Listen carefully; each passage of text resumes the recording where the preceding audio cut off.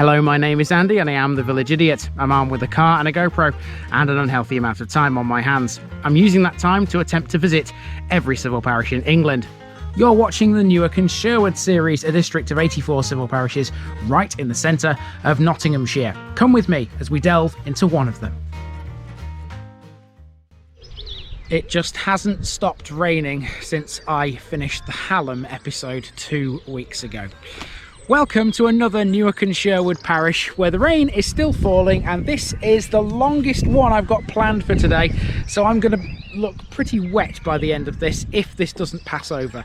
Anyway, this is a really good one to walk around. It's going to take me a while because it's so big, but it's got a lot of interest. I'm standing on a former railway line, and if you've been following the Newark and Sherwood series, you'll know exactly what this is. This is the Southwell Trail, and we're going to be walking down this for a stretch in this episode. Welcome to Farnsfield.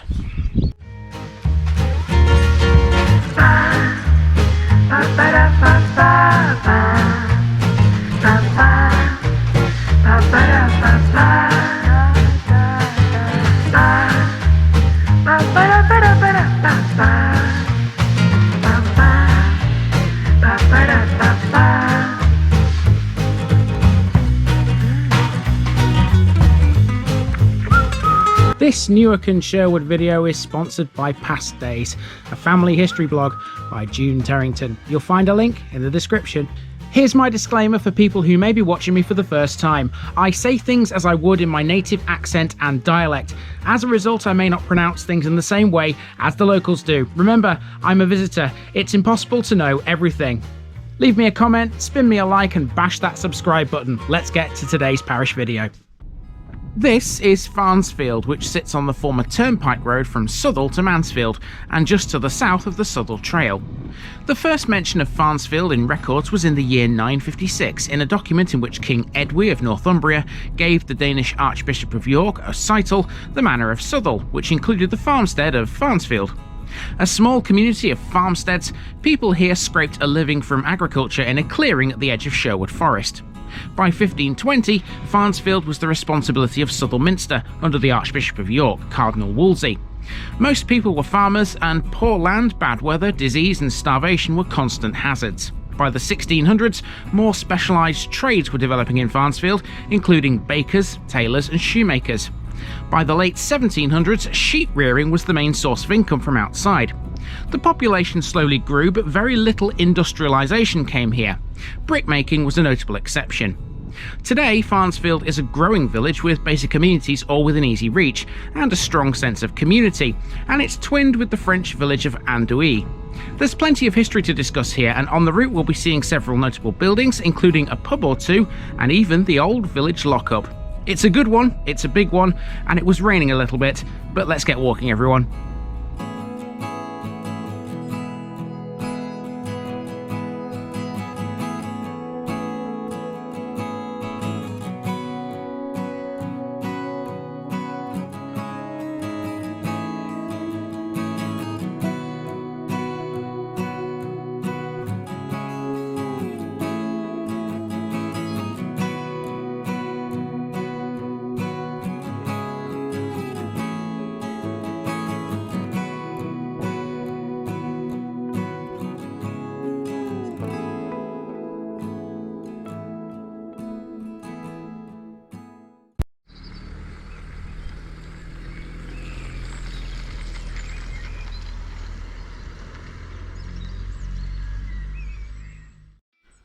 We begin on a familiar former railway line. Yes, once again, we're on the Southwell Trail. Now, we learned a few facts about this in Eddingley, but here I have some more. For one, we're close to the site of Farnsfield Station, which will be the finishing point of this nearly 2-hour-long walk. There were 2 railway lines that converged close to here. In fact, here is the former junction. The track to the right led north to Bilsthorpe, and we'll be covering that soon. It too, though, is now a footpath. Trains which used the line through Farnsfield were renowned for being painfully slow. Passenger services were few, and more often than not, coal trains were seen along the line. As we'll discover in future episodes, Farnsfield sits on the edge of a coalfield. With the collieries now long gone, the former line is now a popular route for walkers, cyclists, and YouTubers carrying cameras. Oh wait, no, that's just me. Okay, we're off the Southwell Trail and we're now into civilization. Our first landmark is a school, which you can see just behind me over there. Let's see what else this has got.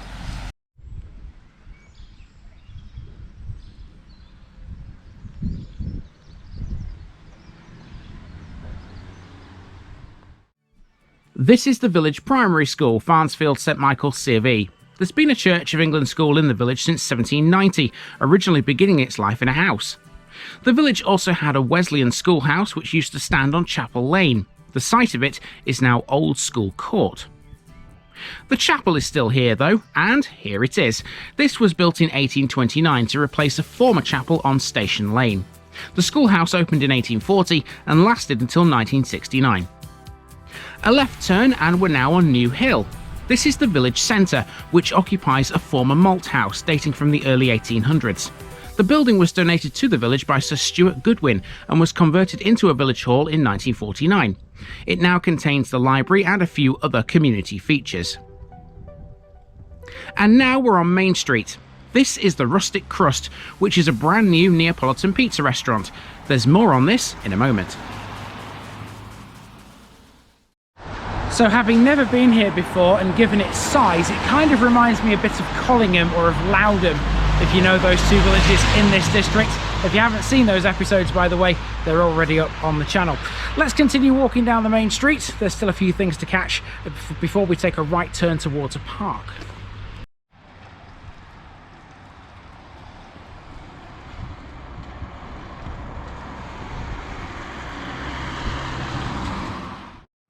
Farnsfield's co-op store occupies a former pub called the Warwick Arms. It moved here from their old premises, which is now occupied by the Rustic Crust. Outside the co-op there's a parish notice board. Can you believe there's only 11 left in Newark and Sherwood now? Madness, I tell you, madness. I love this. Next to the board is a small community herb garden, which anyone can come along and pick from anytime they like. Next we have Athersley's Bakery, reputed to be the oldest domestic building in the village, dating from the beginning of the 17th century. It probably originated as a farm and was then converted into domestic use following the Enclosure Act in 1777. Also built as a farm originally was the Old Wheat Sheaf. Now that is the white building in the distance here. It became a pub before being a regular meeting place for the Cycling Club of Great Britain and the Home Guard during World War II. Okay, as you can see, we've reached the Plough Inn. There we go, the Plough Inn. And just beyond this is that right turn where we head for the park.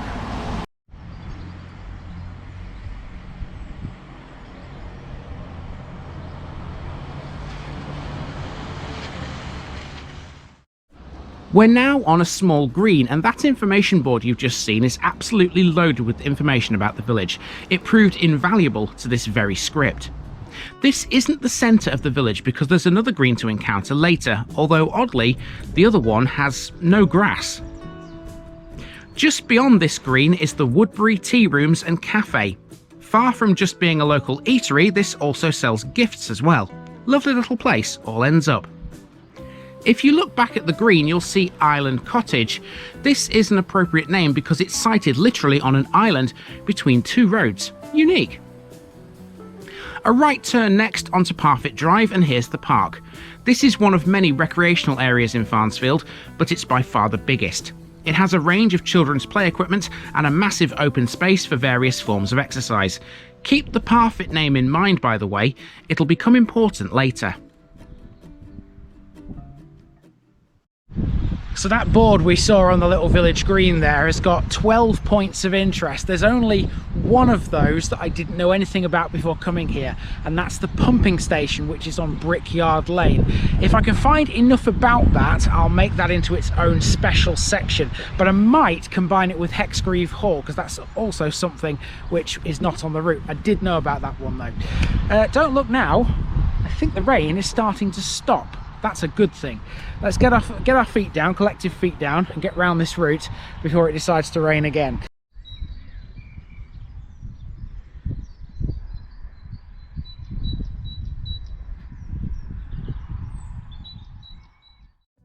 The allotment fans are well in today. These are sited between the park and the Acres playing fields where the village's football team play. Named Farnsfield Villa, they were formed in 1968 and have 2 senior teams who play in the Newark Alliance League. Their Facebook page is below. After exiting the playing fields, you're into an area of narrow lanes, like for example Cotton Mill Lane, which is a reference to the one that stood in Eddingley. This building is called Quaker Cottage. In the 17th century, Farnsfield was one of the local strongholds for Quakerism. It's believed that George Fox, the founder of the Quakers, may well have spent some time in the village. Quaker Lane was where the majority of them lived. After this, we then turn left onto Gregory Gardens, and this is named after the Australian explorers and politicians Sir Augustus Charles Gregory and his brother Francis, who were born in Farnsfield. You can definitely tell you're in Nottinghamshire here, are the narrow sort of windy lanes with the red brick exteriors on some of these houses. It's lovely. I love Nottinghamshire. It's my second favourite county, I think, behind, of course, Lincolnshire.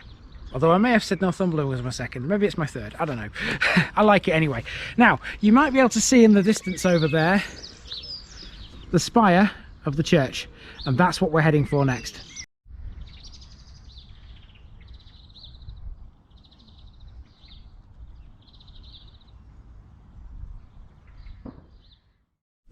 We're still a long way from the church here, even though its spire can be seen for quite a way across the village. This is it as seen from Nairn Close. After walking up a footpath, we're now on church side, and we're heading for the green, which isn't really a green as I mentioned earlier. This is it. As you can see, there's minimal grass. Note the bus stop though. The green is used by the local bus service as a turning area. Let's go to the church. Dedicated to St Michael, this was originally built in the 14th century and a tower was added in the 15th. Following a fire in the mid-19th century, it was rebuilt by Robert Evans and that man again, Thomas Chambers Hine. This was completed in 1862. Only a fragment of the original 15th century tower survives today, along with the original font. The churchyard was enlarged in 1869 and a clock was added to the tower by Canon Whiteleg and his wife in 1879. Okay, the church isn't open. I was planning to go in and have a look around in this one, but unfortunately it's not open and I can't do that. Never mind. It just means that we need to turn around and head back up the main street through the green next towards the Lion, which is a pub, and then head towards the village lockup. We're almost done with this route. There's not a lot left, but there's still some very interesting stuff to see.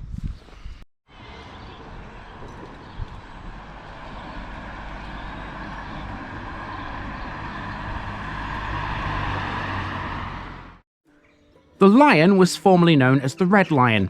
Recently refurbished, this is a great local pub for food. Historically, a hunt used to meet outside this pub. After the pub, there's a junction where we can rejoin Chapel Lane, albeit the other end of it.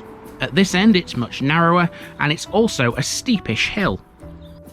This brings us back to New Hill and to a sports area which includes the village's bowls club, the tennis club, and the cricket club isn't far away either. Here's the tennis courts. There's a playground next to these called Lady Goodwin Play Park. It's named after Lady Florence Goodwin, the wife of Sir Stuart Goodwin. By the way, he was a philanthropist and the High Sheriff of Nottinghamshire in 1955. Directly opposite on Station Lane, we've got a pharmacy. And going hand in hand with that, we have the doctor's surgery, which is between the playground and Farnsfield Cricket Club. Okay, as you can see, that's brought us to the cricket club, which is, if I just hop out of the way, right there. There we go. Now I'm stood on Wilson's Field, and there's a footpath that crosses Wilson's Field and takes you down to the village lockup. Let's go and find that.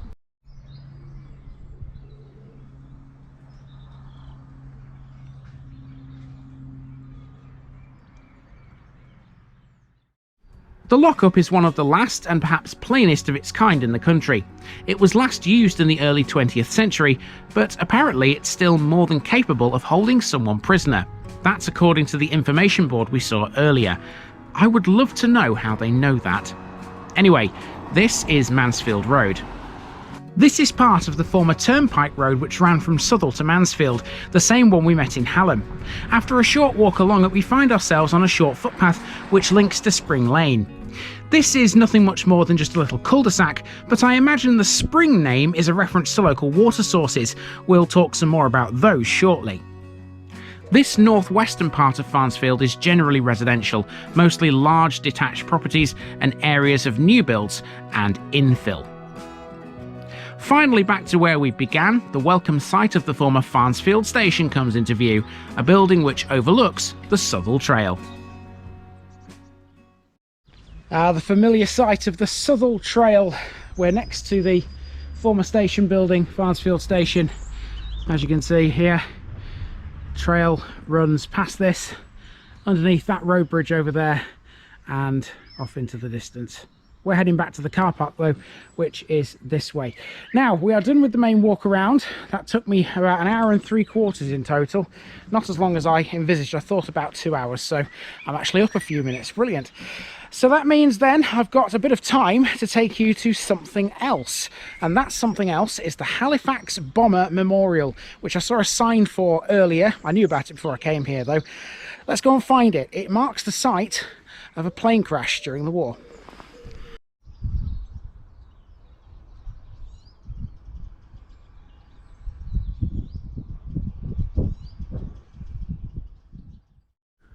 On the 6th of July 1944, Halifax bomber MZ519 LKU crashed in a field to the south of the village on its return to RAF Burn near Selby. The Halifax had been on a mission to destroy a V-1 flying bomb site in Nazi-occupied France. It was struggling to reach home, having come under heavy anti-aircraft fire over Dieppe. As a result, it came crashing to the ground, killing all of the Canadian and British crewmen on board. This memorial garden, quite a way out of the village, is located at the exact spot where the aircraft came down. In here there's a large memorial stone, a little information board about the crew, and a small copse of English oaks and Canadian maples, which were planted and dedicated to the 7 crewmen. One of them was Pilot Officer Reginald Parfitt, who was aged just 22. Parfitt Drive is named after him. The youngest crew member of the 7 was just 19. For today's special section, let's look first at the pumping station on Brickyard Lane. It was built by the Newark Water Company in the 1890s, drawing its water from the underlying Bunter sandstone which Farnsfield sits on. It was pumped to a reservoir in Newark for use by the town's brewing trade.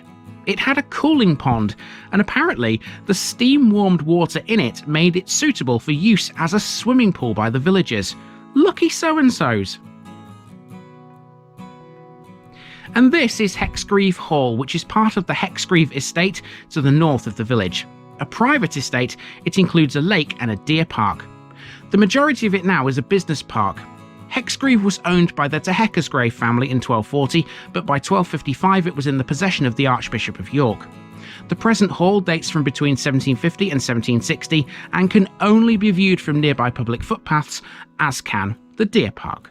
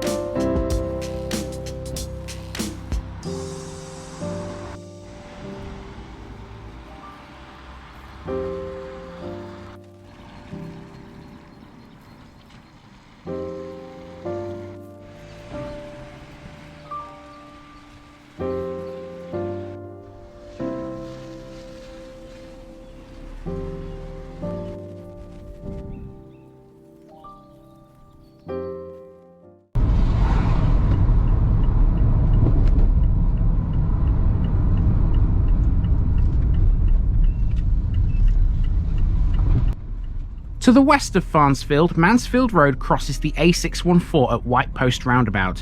There are two major tourist attractions at that roundabout. One of them is Wheelgate Park on the Mansfield side. This is a theme park full of things kids love, like rides, ball pools, rope swings and towers. There's even a maze. It has a sister park called Twin Lakes, which is in Melton Mowbray in Leicestershire. Wheelgate is the smaller of the two parks. On the Farnsfield side of the roundabout is White Post Farm. This is one of the East Midlands' most popular tourist attractions. It covers around 25 acres of land and it has more than 3,000 animals. These include classic farm animals such as cows, goats and pigs, as well as some more exotic animals such as llamas, wallabies and reptiles. It also has a reptile house, a rodent room, an incubator room and a silver barn. It's even worth a visit when it's wet and windy, as over half the farm is under cover. And overlooking the roundabout between the two is the White Post pub, which is ideal if you need a pint after doing what I've just done. Unfortunately, I can't because I've got to drive home, which is rather annoying. I'm outside a pub finishing off a massive day's worth of filming and I can't even go in it for a drink. Never mind. That's been the parish of Farnsfield anyway, and I do hope you've enjoyed it. I've been Andy, also known as the Village Idiot, and I'm out.